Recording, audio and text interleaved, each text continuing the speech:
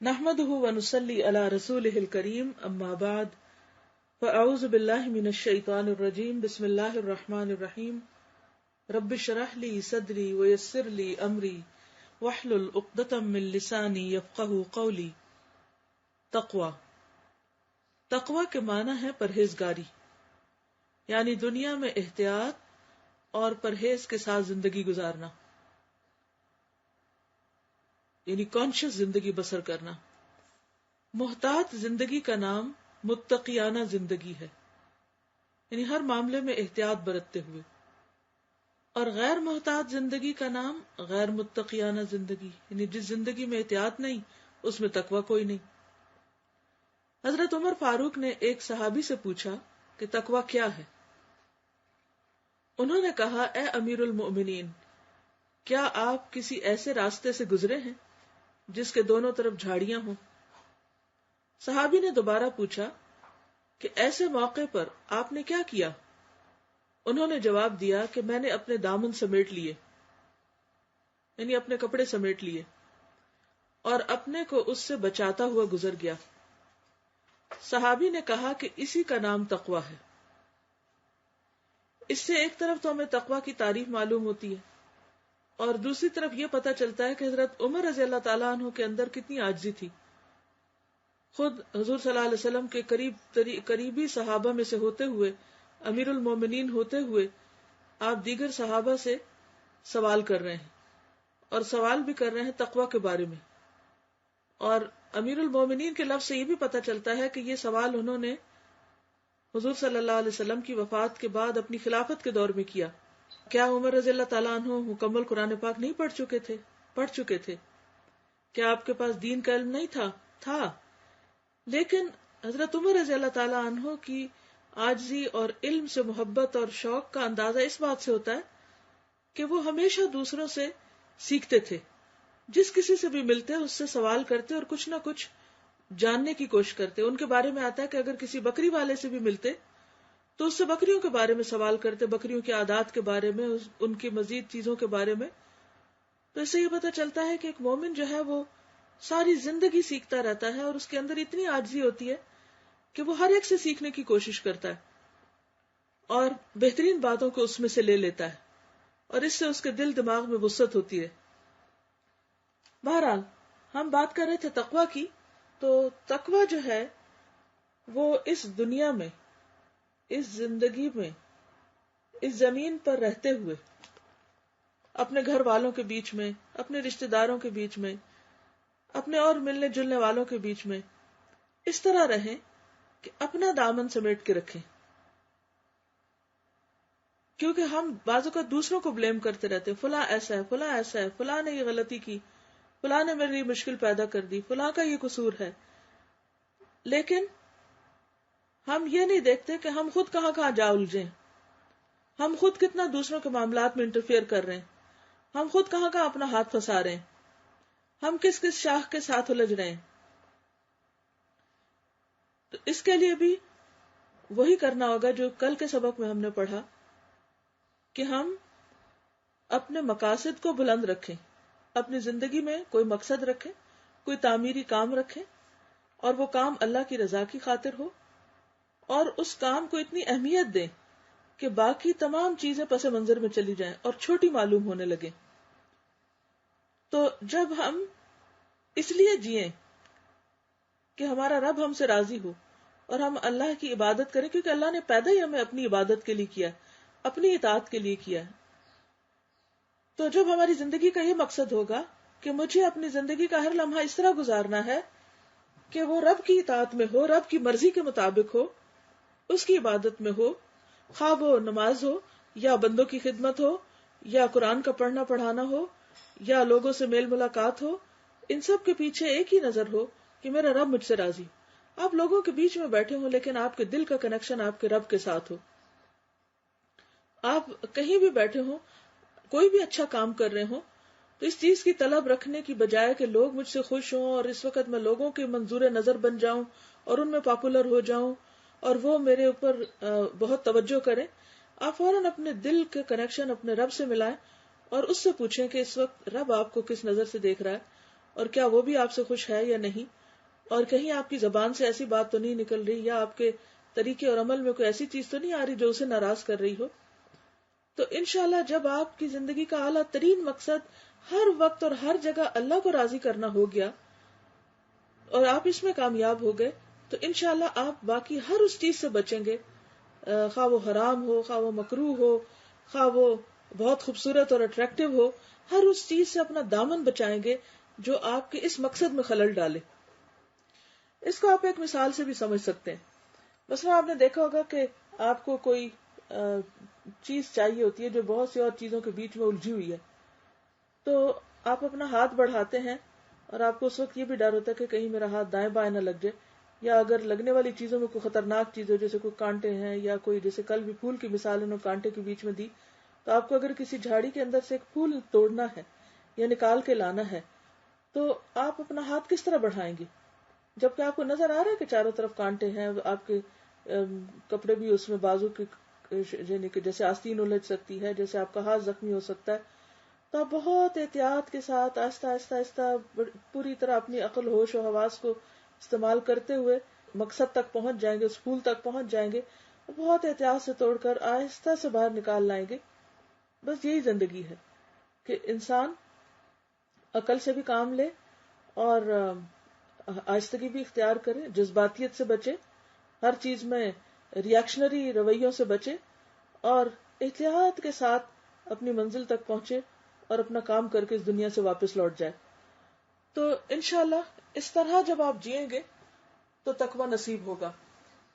لکھتے ہیں کہ یہ تمام چیزیں گویا کہ زندگی کے راستے کے دونوں طرف کھڑی ہوئی کانٹے دار جھاڑیاں ہیں. ہر لمحہ یہ اندیشہ ہے کہ انسان کا دامن ان سے الجھ جائے اور پھر آگے بڑھنے کی بجائے وہ انہی چیزوں میں پھنس کر رہ جائے. اب جیسے اگر کسی نے آپ کو کچھ برا بھلا کہہ دیا اور آپ اسی بات کو لے کے طول دیے جا رہے ہیں، لمبا کیے جا رہے ہیں، تو آپ خود سوچیں کہ جتنا وقت آپ اس میں برباد کر رہے ہیں اتنے میں آپ کئی ایک اور تعمیری کام بھی کر سکتے تھے. کیا کئی دفعہ آپ کی زندگی میں ایسا نہیں ہوا ہوگا کہ آپ کسی لڑائی جھگڑے میں پڑ کے بہت سے ضروری کام نہیں کر سکے، آپ کی نمازوں میں خشوع و خضوع نہیں رہا، اور اسی طرح کے اور بہت سی چیزیں جو آپ کے فرائض میں تھی، جو آپ کی کرنی چاہیے تھی، وہ نہیں کی آپ نے. کیونکہ سب سے بڑا نقصان اس کا یہ ہوتا ہے کہ انسان اپنے مقصد سے ہٹ جاتا ہے، وہ اپنی ذمہ داریاں نہیں پوری کرتا اور غیر ضروری چیزوں کی طرف چل پڑتا ہے. اور شیطان کا کام بھی یہی ہے کہ وہ انسان کو ان چیزوں میں الجھا دے. قرآن پاک میں آتا ہے قل لعبادی یقول التی ہی احسن، میرے بندوں سے کہو کہ اچھی بات کیا کرے، کیونکہ شیطان تمہارے درمیان جھگڑے ڈلواتا ہے، فساد ڈلواتا ہے، اس کا تو کام ہی ہے غلط فہمیاں پیدا کرنا. تو ایسی صورت میں انسان اگر صبر کر جائے، تھوڑی دیر انتظار کر لے، تو مسائل خود بخود حل بھی ہونے لگتے ہیں. اور اگر مسائل خاموشی سے حل نہ ہو تو ان کو حل کرنے کے لیے غور و فکر کر کے سنجیدگی کے ساتھ کوئی بہترین تدبیر نکالے، نہ کہ صرف غصے اور جذباتیت کے ساتھ اور زور زبردستی کے ساتھ کسی مسئلے کو حل کرنے کی کوشش کرے. پھر یہ لکھتے ہیں کہ ایسی حالت میں عقل مند وہ ہے جو دنیا کا راستہ اس طرح طے کرے کہ وہ اپنے دامن کو سمیٹے ہوئے ہو، وہ ناموافق چیزوں یعنی جو اس کو پسند نہیں، ان سے الجھنے کی بجائے ان سے اعراض کرتے ہوئے یعنی ایک طرف کو ہوتے ہوئے آگے بڑھتا رہے. ہر حال میں اس کا ذہن یہ ہو کہ اس کو اپنے آپ کو سنبھالنا ہے،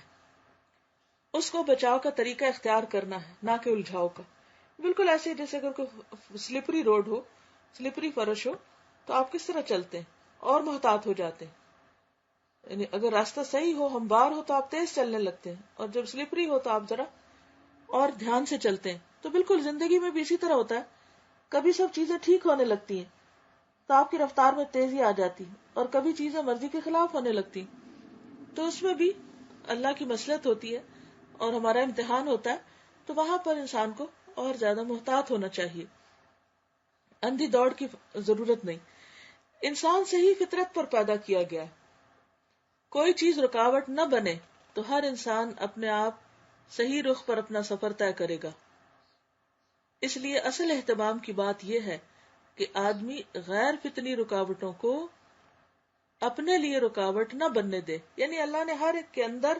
خیر رکھی. اسی وجہ سے اللہ تعالیٰ نے موسیٰ علیہ السلام اور ہارون علیہ السلام کو کہا تھا کہ اذهبا الی فرعون دونوں پھر فرعون کے پاس جاؤ اور پھر فقولا لہ قولا لینا، اس کو نرم بات کرو، لعلہ یتذکر او یخشی، شاید وہ بھی نصیحت حاصل کر لے یا ڈرنے لگے۔ اس کا مطلب ہے کہ اللہ نے فرعون کے اندر بھی تو صلاحیت رکھی تھی کہ وہ اسے استعمال کر لے، اور اس بات کا احتمال تھا، لیکن اس نے اپنے خیر کے پہلو کو استعمال نہیں کیا۔ تو اللہ تعالیٰ نے ہر انسان کے اندر، خواہ کوئی فرعون ہے یا نمرود ہے یا کوئی نیک انسان ہے، دونوں کے اندر خیر اور شر رکھا ہے۔ فَأَلْهَمَهَا فُجُورَهَا وَتَقْوَاهَا، کچھ لوگ جو ہے اپنے فجور کو ترقی دیتے ہیں، غلط چیزوں کو، غلط رجحانات کو، اور کچھ لوگ ایسے ہیں جو اپنے تقوی کو اور اپنے خیر اور بھلائی کو ترقی دیتے ہیں۔ اب یہ ہماری چوائس ہے کہ ہم کس کو آگے بڑھاتے ہیں۔ تو الحمدللہ قرآن مجید اور یہ ذکر کی مجالس اور آپس میں اچھائی پر جمع ہونا، یہ انسان کے تقوی کو نشو نما دیتا ہے، ایک ماحول بنا دیتا ہے، اس ماحول میں آپ کا تقوی پرورش کرتا ہے۔ اس کے برعکس جب انسان ان چیزوں سے تعلق نہیں رکھتا اور غلط قسم کی باتیں سنتا ہے یا کرتا ہے یا غلط ماحول میں ہوتا ہے یا ایسے لوگوں کے ساتھ اٹھتا بیٹھتا ہے کہ جن کی زندگی میں کوئی اللہ رسول کی بات نہیں یا کوئی علم نہیں، تو پھر اس کا جو شر ہے وہ پنپنے لگتا ہے، اور وہ جو اس کے کانٹے ہیں اندر کے وہ نکلنے لگتے ہیں، جس کے نتیجے میں پھر وہ مزید لوگوں کو زخمی کرتا ہے اور الجھتا ہے اور دوسروں سے خود الجھتا ہے، اور زندگی بالکل ایک اور رستے پہ چل پڑتی ہے۔ تو لکھتے ہیں اس لیے اصل اہتمام کی بات یہ ہے کہ آدمی غیر فطری رکاوٹوں کو اپنے لیے رکاوٹ نہ بننے دے، اس کے بعد وہ خود اپنی فطرت کے زور پر صحیح رخ اختیار کرے گا یہاں تک کہ وہ اپنے رب سے جا ملے۔ یعنی جب اللہ نے ہمارے اندر ایک پوٹینشل رکھا ہے خیر کی طرف بڑھنے کا، تو ضروری ہے کہ ہم اس سے کام لیں اور ایسے طریقے اختیار کریں اور ایسا ماحول اختیار کریں کہ خیر کی قوتیں ہماری طاقتور ہوں اور ہم اپنے اندر کے شر اور باہر کے شر پر پھر قابو پا سکیں۔ یہ ایک اسٹوڈنٹ کا کمنٹ تھا تقویٰ کے بارے میں، انہوں نے کسی اسکالر سے تقویٰ کی ایکسپلینیشن سنی تھی کہ جیسے گاؤں میں عورتیں جو ہیں وہ پانی بھر کے لا رہی ہوتی ہیں کنویں سے اور ساتھ ساتھ باتیں بھی کر رہی ہوتی ہیں، تو وہ باتیں کرتے وقت ان کو یہ بھی احساس ہوتا ہے کہ ان کے اوپر پانی کے جو پاٹس ہیں وہ ہیں اور وہ گر کے نہ ٹوٹے۔ تو اسی طرح زندگی میں بھی ہے کہ ہم جب باتیں کریں یا مختلف معاملات زندگی کے کریں تو ہمارے اندر یہ احساس ہونا چاہیے کہ اللہ تعالیٰ دیکھ رہا ہے اور اللہ تعالیٰ موجود ہے۔ اصل میں تقویٰ تو یہی ہے کہ انسان دنیا کے کام کرتا رہے لیکن اس کا دل جو ہے وہ آخرت کو نہ بھولے، اپنے مقصد کو نہ بھولے۔ انسان کے جیسے سر پہ پانی ہو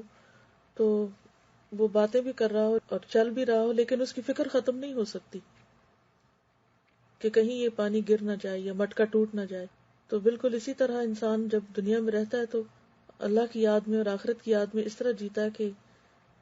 وہ اس سے کسی وقت بھی الگ نہیں ہوتا یا اس کی فکر اس سے ختم نہیں ہوتی۔ یہ کسی کا سوال ہے کہ کیا تقویٰ کے لیولز میں اتار چڑھاؤ آتا ہے، اس کا کوئی علاج کیا ہوتا ہے؟ ہاں جی، ایسا ہے کہ تقویٰ ہو یا ایمان ہو، یہ ساری کیفیات جو ہیں ان میں اتار چڑھاؤ ہوتا ہے۔ انسانی مزاج میں مختلف کیفیات آتی رہتی ہیں، اور علاج اس کا یہی ہے کہ جیسے کسی بھی چیز کی جب ڈیفیشنسی ہوتی ہے جسم میں، مثلا اگر آپ کے جسم میں شوگر کی کمی ہو جاتی ہے یا بلڈ کی کمی ہو جاتی ہے، آئرن کی کمی ہو جاتی ہے، پانی کی کمی ہو جاتی ہے، تو پھر علاج کیا ہوتا ہے کہ جس چیز کی کمی ہے اس کو پورا کیا جائے۔ اور تقویٰ کی جب آپ سمجھے کہ کمی ہو رہی ہے تو پھر